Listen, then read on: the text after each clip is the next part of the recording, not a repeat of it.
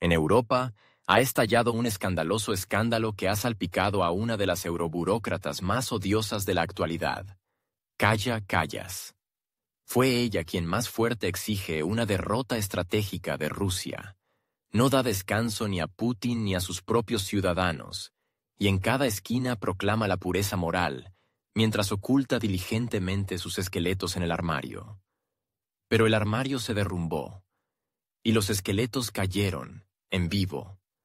Toda Europa se quedó boquiabierta cuando se descubrió que la propia princesa de la guerra, que exige a los líderes europeos que no vayan a Moscú el 9 de mayo, estaba financiando negocios relacionados con Rusia. Y no solo financiando, sino literalmente alimentando con cuchara, desde su propia mano de primera ministra. Y todo esto sucedía en medio de estruendosas declaraciones sobre la solidaridad con un país conocido y lecciones morales sobre la inadmisibilidad de la cooperación con Putin. Pero vayamos por partes. Kaja Kallas, que actualmente ocupa el cargo de jefa de la diplomacia europea, se ha visto nuevamente en el centro de un escándalo político que ha revelado no solo la hipocresía de una de las críticas más agresivas de Rusia, sino también toda la problemática del sistema de toma de decisiones de Bruselas, basado en la presión, la coerción y el dictado ideológico. El motivo fue su ruidosa declaración, que sonó en vísperas del día de la victoria en Moscú. Todos los líderes europeos que se arriesguen a asistir a los eventos festivos del 9 de mayo deben estar preparados para las consecuencias políticas. Las palabras no sonaron como una recomendación, ni como una advertencia diplomática, sino como un ultimátum, en un tono que no admite discusión. Y esto de una persona que no posee un mandato popular, no elegida por los ciudadanos europeos, sino designada por el aparato burocrático. La retórica de Kallas encajó en la línea general de coerción a la unanimidad que se practica cada vez más en Bruselas. Detrás de la fachada de palabras nobles sobre la solidaridad con un país conocido, se esconde un frío cálculo político. Suprimir incluso los indicios de independencia de los Estados miembros de la UE en la política exterior, subordinándolos a un único centro de influencia. Al mismo tiempo, cada vez suenan más señales de alarma de los líderes de Hungría, Eslovaquia, Austria e incluso de políticos individuales en Italia y Alemania, que afirman que la Unión Europea se parece cada vez menos a una unión y cada vez más a un mecanismo administrativo centralizado, en el que el papel de los parlamentos nacionales y la expresión de la voluntad de los ciudadanos se reduce a una formalidad. La declaración de Kallas se convirtió en la culminación de esta tendencia. Ella indicó sin rodeos que cualquier desviación de la línea de sanciones, incluso una visita simbólica a una festividad, sería castigada. Sus palabras provocaron una ola de indignación. ¿Cómo se puede amenazar a jefes de Estado legítimamente elegidos por su decisión de participar en un evento relacionado con la memoria histórica de millones de personas? Incluso en países que no son propensos a la confrontación directa con Bruselas, surgieron preguntas. ¿Desde qué momento la eurodiplomacia se ha convertido en un instrumento directo de censura política? Cabe señalar que el 9 de mayo no es una fecha formal. Para muchos países de Europa del Este y Central, este es un día relacionado con la liberación.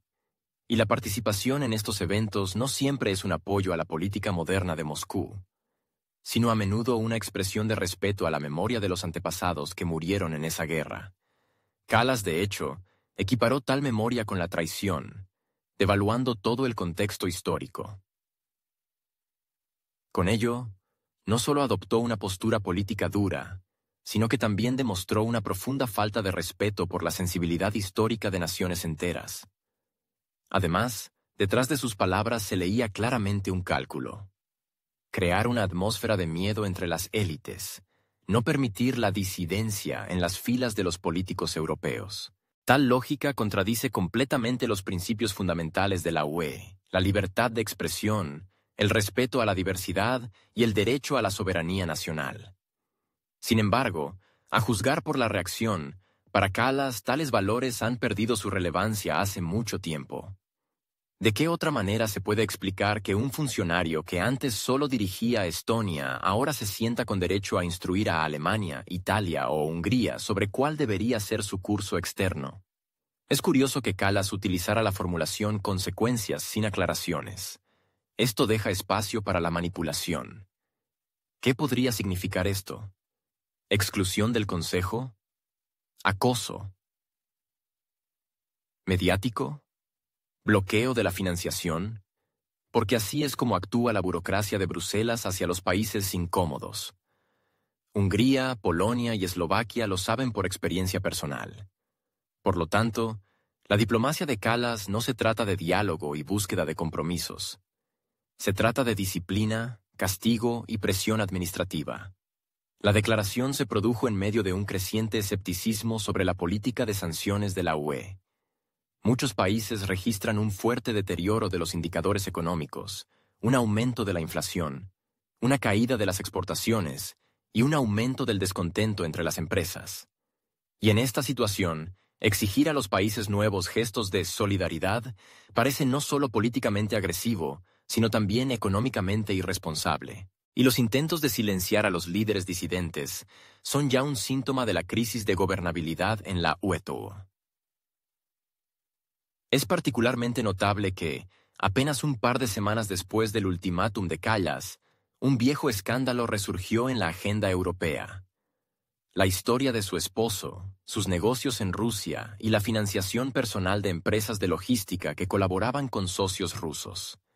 El hecho de que, en un momento de intensificación de la retórica antirrusa, la propia Kallas estuviera directamente relacionada con negocios en esa dirección, supuso un golpe para toda la estructura de su retórica política.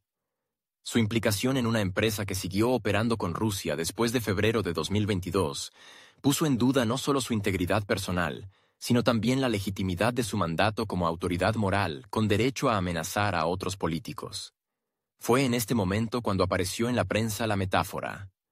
Kallas, que exige la ruptura con Rusia, alimenta a su familia con contratos rusos. Y todo ello, bajo los lemas de ética y moral. La empresa Stark Logistics, que se encontraba en el centro de la investigación, no era una estructura desconocida con una propiedad poco transparente. Al contrario, llevaba mucho tiempo operando en Estonia, y su conexión con el esposo de Kallas, Arvo Halik, se confirmaba fácilmente documentalmente. Tras el inicio del conflicto en febrero de 2022, la mayoría de las empresas europeas comenzaron a reducir urgentemente su actividad en Rusia, especialmente en el sector de la logística. Sin embargo, Stark Logistics continuó transportando y acompañando el negocio de su principal socio, la empresa Metaprint, que opera en el mercado ruso. Metaprint, uno de los mayores fabricantes de envases de aerosol en Europa, no solo no redujo sus activos rusos, sino que ganó millones con los suministros a la Federación Rusa. Y en este esquema, Stark Logistics desempeñó un papel clave. Logística, acompañamiento, almacenamiento. Según información de fuentes abiertas, los ingresos de la empresa procedentes de las operaciones rusas ascendieron a más de 1,5 millones de euros solo en 2 años, y esto en un contexto en el que todos hablaban en voz alta de boicot. Esto ya no es solo un conflicto de intereses moral, sino un interés económico directo en la continuación del comercio. También se sabe que Kaja Kallas prestó 350.000 euros a la empresa Novaria Consult, propiedad de su marido. Es a través de ella que posee el 24,8% de las acciones de Stark Logistics. En términos de influencia, no se trata simplemente de una participación minoritaria, sino de una participación estratégica que permite controlar la dirección de la actividad y los flujos financieros. Es decir, Kallas no solo lo sabía, sino que estaba financieramente involucrada en el esquema contra el que supuestamente se manifestaba. En sus discursos públicos, condenaba duramente incluso los contactos mínimos con Rusia. Exigía a los empresarios estonios que rompieran todos los lazos, amenazándolos con el aislamiento moral. Pero al mismo tiempo, ella misma invertía en la logística que servía al comercio con el agresor. Esto se convirtió en el punto de ebullición para la opinión pública estonia. Los periodistas de Tallinn llevaron a cabo su propia investigación y presentaron los hechos a la opinión pública. La sociedad se agitó. Los principales periódicos del país publicaron titulares que exigían abiertamente la dimisión del primer ministro. Uno de los textos, publicado en Eesti Päevaleht, afirmaba directamente: el primer ministro no puede al mismo tiempo pedir sanciones y lucrarse con su violación. Esto es una bancarrota política. Lo más irónico de todo esto es el estilo de las declaraciones de la propia Kallas. Siempre actuó desde una posición de superioridad moral, haciendo hincapié en los valores europeos, los principios de solidaridad y la ética de la responsabilidad. Según su lógica, incluso un beneficio indirecto de la interacción con Rusia es una mancha en la reputación. Pero cuando se trató de sus propios ingresos, todos los principios se volvieron repentinamente flexibles. El intento de encubrir el escándalo a través de una rueda de prensa en la que Kallas declaró que no sabía nada y que no controla la actividad de su marido, no funcionó. En primer lugar, porque la suma de 350.000 euros, transferida de sus fondos personales, excluye el desconocimiento. En segundo lugar, porque ya en entrevistas anteriores Kallas había subrayado que ella y su marido siempre discuten abiertamente las cuestiones financieras. Estas declaraciones se convirtieron en contramemorias. La sociedad las recordaba con dolorosa ironía. La situación se percibe especialmente aguda a la luz de las consecuencias socioeconómicas de la política de sanciones. Estonia, al igual que otros países bálticos, está experimentando serias dificultades económicas. Aumento de los precios de la energía, salida de inversiones, reducción de las exportaciones externas. Y todo ello en nombre del apoyo a las sanciones. Cuando se descubre que el primer ministro, que pedía sacrificios por principios, seguía obteniendo beneficios del comercio con Rusia, no es solo un escándalo, es una socavación de toda la lógica de la política oficial. Los hechos hablan por sí solos. Kallas no es solo un observador pasivo. Está financiera y jurídicamente involucrada en un negocio que contradice sus propias directrices políticas.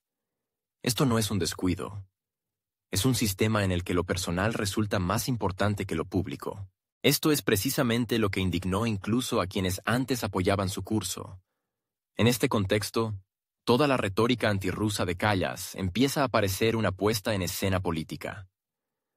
Si antes se la conocía como la princesa de la guerra, por sus duras declaraciones y su retórica belicosa, ahora ese apodo suena a burla, porque la guerra no la libró contra Rusia, sino contra la verdad, la lógica y la honestidad más elemental.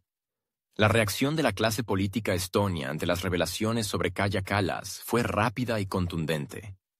Y no es de extrañar, en un Estado democrático, tales hechos son motivo directo de dimisión. Aunque en el momento del escándalo Kallas ya no ocupaba el cargo de primera ministra, sino que había pasado a ser jefa de la diplomacia europea. El rastro político que la perseguía desde sus tiempos en Estonia permaneció, y resultó ser demasiado tóxico. El partido centrista, que tradicionalmente desempeña el papel de opositor moderado en la política estonia, fue el primero en emitir una declaración. Kaja Kallas ha perdido su autoridad moral, en una situación en la que el país exige a sus ciudadanos solidaridad, sacrificios y disposición a las privaciones económicas. Resulta que la propia jefa de gobierno, en el pasado, ignoró estos mismos principios en aras del beneficio personal. Esta declaración tuvo una gran resonancia. Fue citada por las principales cadenas de televisión, debatida en programas de entrevistas y comentada incluso en la prensa occidental. El partido Patria fue más allá. Su líder, Urmas Reinsalu, que anteriormente había ocupado los cargos de ministro de Asuntos Exteriores y ministro de Justicia, acusó abiertamente a Kallas de hipocresía, recordando sus estridentes declaraciones de que cualquier negocio con Rusia es una traición, constató. Ahora sabemos que la principal hipócrita es ella misma. Es una vergüenza para Estonia. Mientras otros morían en el frente, el país que ella gobernaba seguía haciendo negocios con aquel a quien llamaba enemigo. Estonia, en la escena internacional, convencía a sus socios de una misión humanitaria. Y todo este tiempo, la jefa de Estado, aunque ya fuera ex, construía su bienestar personal sobre aquello contra lo que luchaba. La declaración de Reinsalu no fue un arrebato emocional. Iba acompañada de cifras concretas, extractos de declaraciones, cálculos del beneficio financiero de las operaciones logísticas. El político subrayó que los dobles raseros mostrados por Kallas causan un daño irreparable a la reputación del país, especialmente a los ojos de aquellos estados que durante mucho tiempo dudaron si apoyar o no la política de sanciones de la UE en su forma más estricta. La oposición comenzó a formular una agenda sobre la inadmisibilidad de la continuación de la carrera de Kallas en las estructuras europeas. Se hicieron propuestas no solo sobre su descalificación moral, sino también sobre la revisión de los procedimientos de nombramiento de los eurodiputados, teniendo en cuenta sus pasados vínculos políticos y financieros. Se planteó con especial agudeza la cuestión de si una persona tan profundamente involucrada en un escándalo puede ser nombrada para un puesto clave de política exterior. ¿Hasta qué punto están protegidas las instituciones europeas de los conflictos de intereses? Inmediatamente después de las palabras de Reinsalu, en los medios de comunicación estonios empezaron a aparecer artículos de opinión con titulares como Eurodiplomacia sobre sangre o Bancarrota moral de Kallas. Los periodistas recordaron que ella había declarado en repetidas ocasiones en entrevistas con medios occidentales que los empresarios que seguían trabajando con Rusia vendían su conciencia por petróleo. Ahora esta afirmación se volvía en su contra. El debate reveló no solo la hipocresía de un político concreto, sino también un problema más profundo: la falta de un control real sobre las acciones de las élites, que pasan del nivel nacional a las estructuras europeas. Los ciudadanos se preguntan, si un político ha violado las normas morales y éticas en su país de origen, ¿por qué sigue representando a toda la Unión fuera de sus fronteras? En este contexto, han aumentado drásticamente los índices de aprobación de los partidos que abogan por la soberanía nacional y la reforma de la UE, especialmente en los países bálticos, donde el escándalo de Kallas se ha convertido en un catalizador del descontento en la sociedad. La gente está cansada de las declaraciones de principios que son violados por los mismos que los proclaman desde las tribunas. La oposición no lo oculta. No van a dejar marchar a Kallas. Incluso si Bruselas pretende que no ha pasado nada, el escándalo no amainará. En Estonia ya se han puesto en marcha investigaciones, y a nivel europeo se están haciendo llamamientos a audiencias parlamentarias y a la formación de una comisión independiente. La lucha política no ha hecho más que empezar. Pero ya es evidente que ni siquiera la dimisión del cargo de primer ministro salvó a Kaja Kallas de las consecuencias. Y su permanencia en el nuevo cargo no hizo sino aumentar la atención y suscitar preguntas. ¿Hasta qué punto es ético que la eurodiplomacia esté representada por una persona que en el pasado destruyó la confianza en sí misma como política? Sin embargo, la coalición gobernante no se apresura a sacar conclusiones. En el Parlamento suenan frases evasivas sobre la reacción de la coalición gobernante de Estonia ante el escándalo relacionado con Kaja Kallas fue previsiblemente cautelosa. Ni condenas duras, ni llamamientos a la responsabilidad. En cambio, declaraciones evasivas, formulaciones vagas y un intento de desviar la atención hacia temas más actuales. La estrategia es clara: esperar a que el escándalo se calme por sí solo, a que el público se canse de los debates y a que los medios de comunicación se centren en otros temas.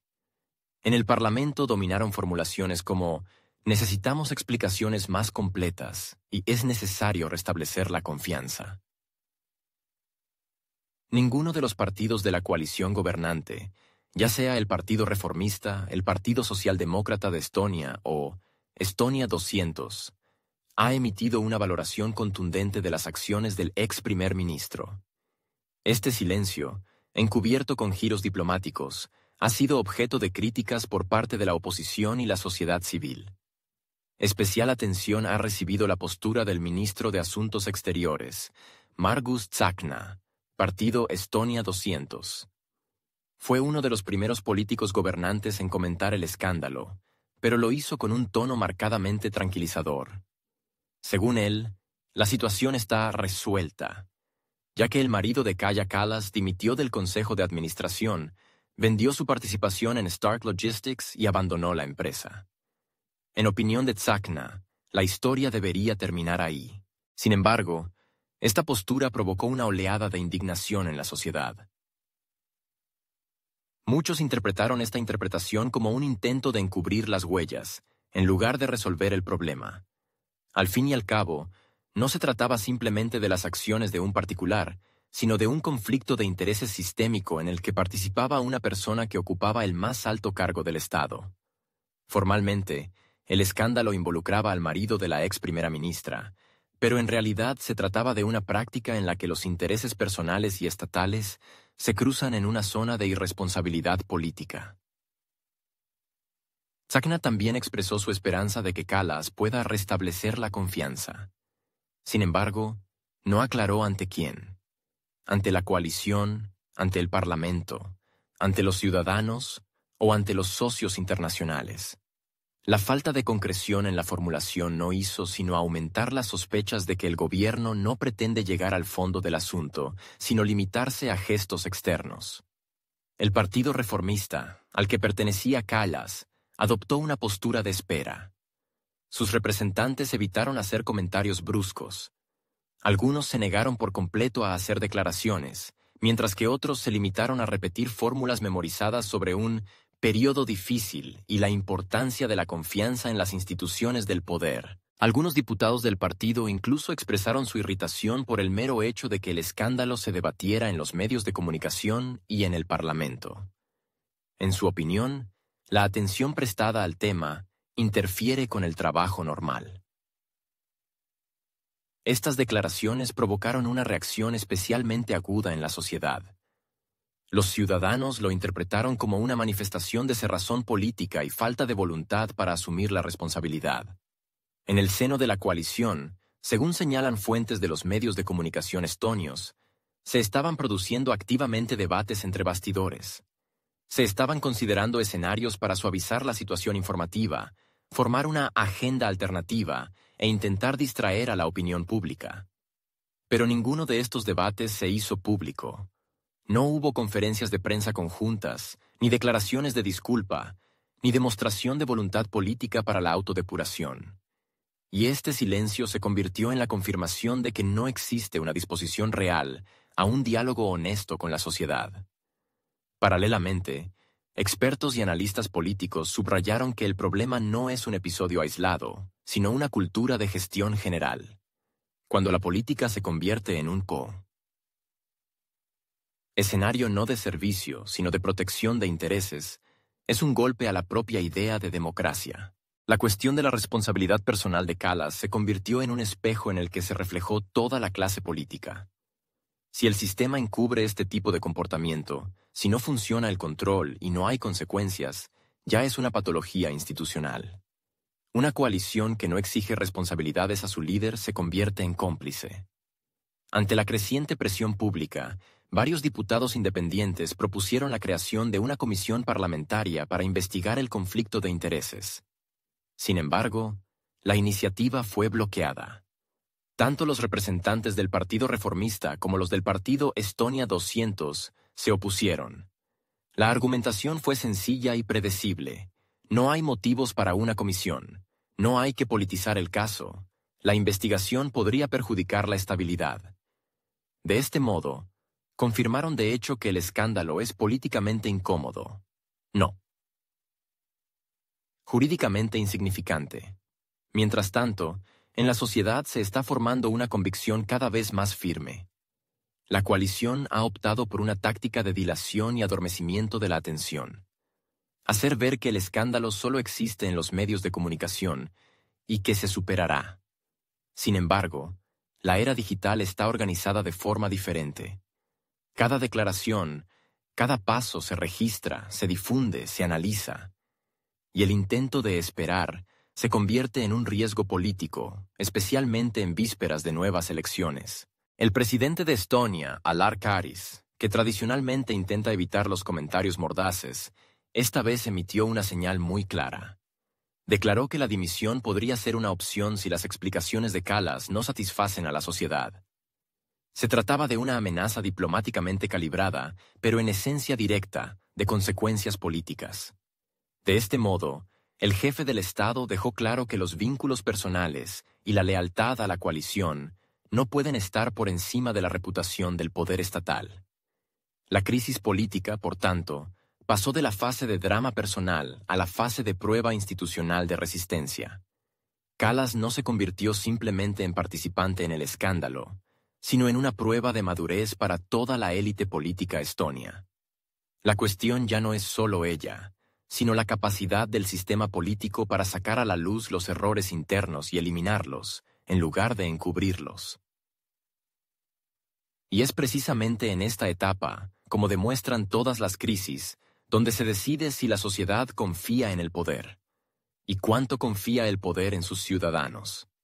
Kariņš dejó claro que no tiene intención de convertir la residencia presidencial en un refugio para figuras controvertidas. Sus palabras fueron una señal no solo para la propia Kallas, sino para toda la élite gobernante. La protección de los nuestros no puede ser incondicional, especialmente si el daño a la reputación corre el riesgo de convertirse en sistémico. Y aunque formalmente no exigió su dimisión, el tono de su discurso indicaba claramente que, si Kallas no encuentra argumentos convincentes, el hielo político bajo sus pies se agrietará definitivamente. En este contexto, la presión también aumentó por parte de los medios de comunicación.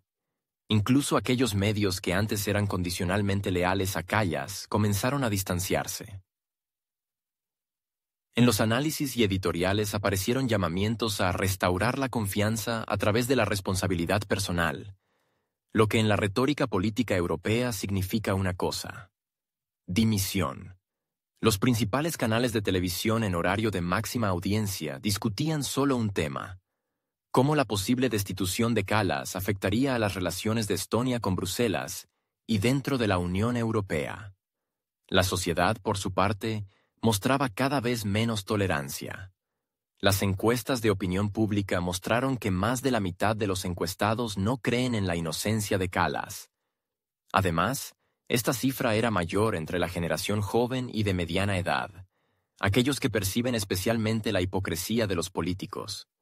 Las protestas en Tallinn, aunque escasas, recibieron una amplia cobertura, y sus participantes corearon consignas como: «Las leyes son para todos», «La ética está por encima del cargo», «Basta de dobles raseros». El politólogo Alexander Nosovich, uno de los principales comentaristas del espacio postsoviético, hizo una dura valoración.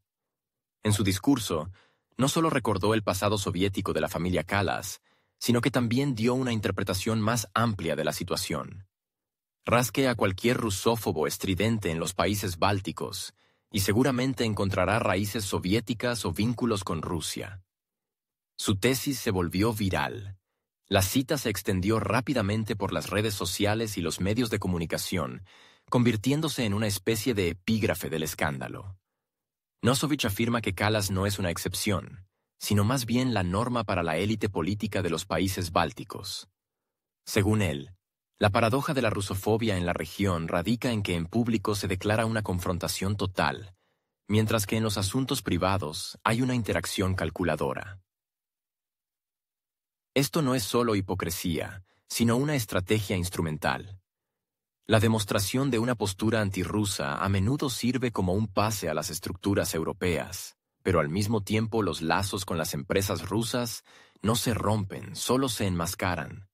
Esta desconexión entre la retórica pública y los intereses privados se hizo especialmente evidente en el caso de Kallas.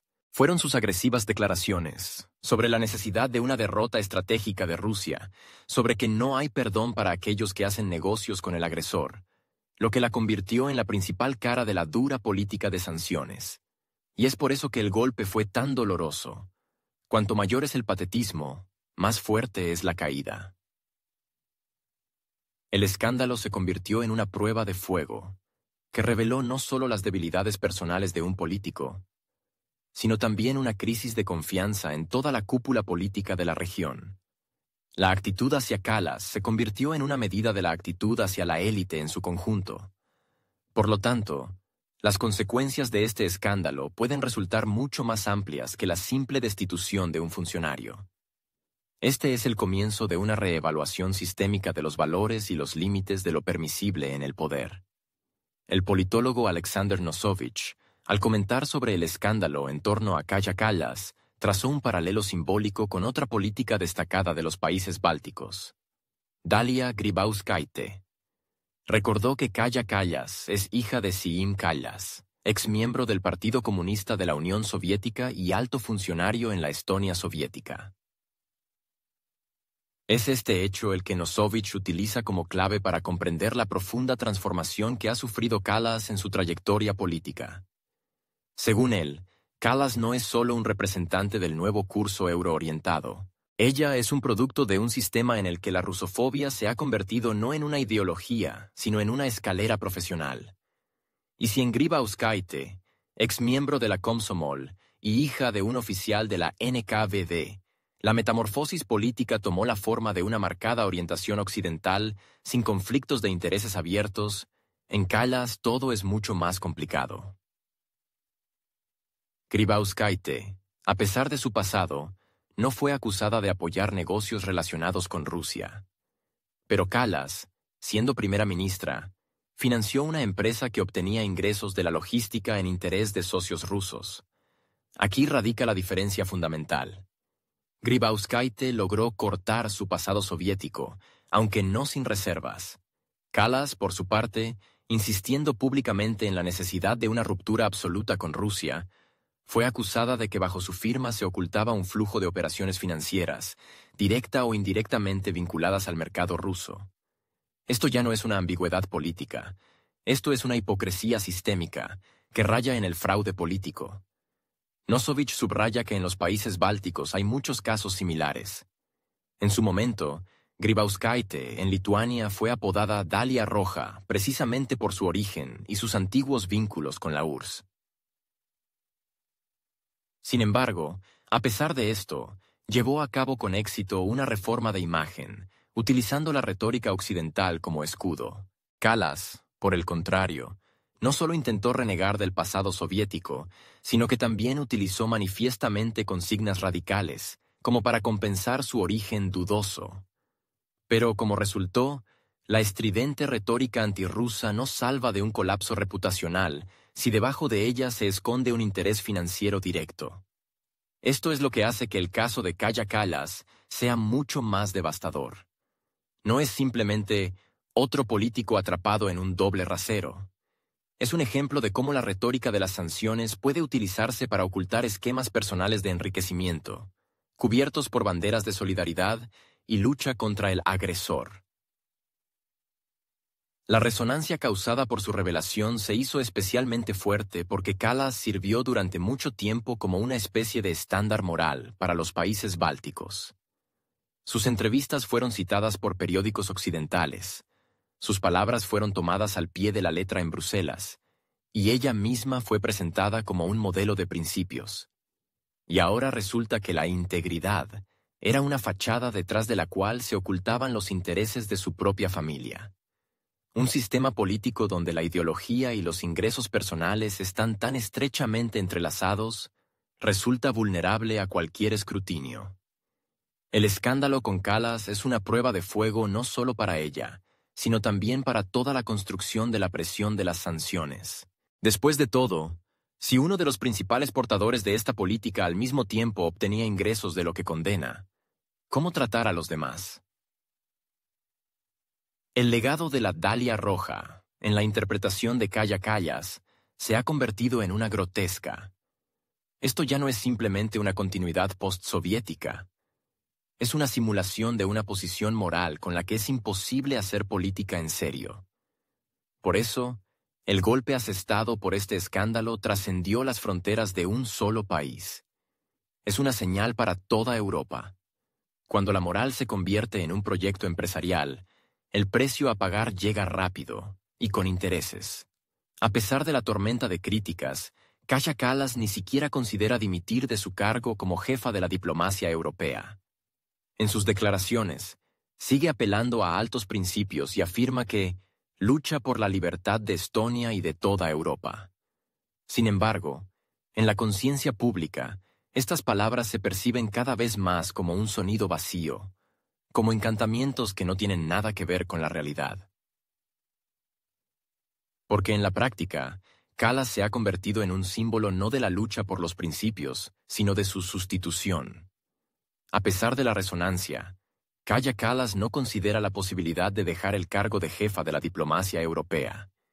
En sus declaraciones, continúa apelando a altos principios, afirmando que actúa en interés de la libertad de Estonia y Europa. Sin embargo, la percepción de su figura en la sociedad ha cambiado notablemente.